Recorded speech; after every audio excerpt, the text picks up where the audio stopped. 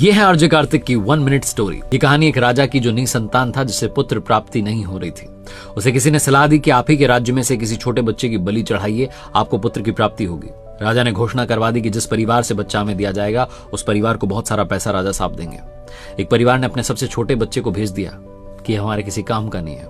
राजा बलि चढ़ाने की पूरी तैयारी में था। उस बच्चे से पूछा कि तुम्हारी अंतिम इच्छा बताओ। उस बच्चे ने कहा कि बस थोड़ी मिट्टी का ढेर ला करके दे दो। जब मिट्टी लाई गई तो उस बच्चे ने 4 छोटे छोटे मकान बनाए। 3 मकानों को गिरा दिया और एक को रहने दिया। उसके सामने हाथ जोड़ करके प्रार्थना की और राजा से कहा, मेरी बलि चढ़ा दो। राजा डर गया। राजा को लगा कि उस बच्चे ने कोई विद्या कर दी। उससे पूछा, ये क्या किया?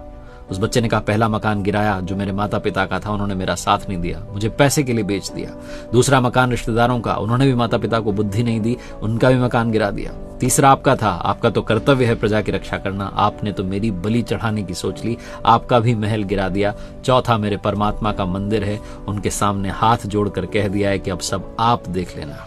राजा की आंखें खुल गई। उसे समझ आ गया कि कहीं ऐसा ना हो कि बलि देने के बाद भी पुत्र प्राप्ति ना हो। इसलिए राजा ने उस बच्चे को ही अपना बेटा मान लिया और उत्तराधिकारी घोषित कर दिया। कहानी का सार बस ये कहता है कि उनकी शरण में चले जाओ, जिनकी शरण में जाने पर कभी कोई आपका बुरा नहीं कर सकता।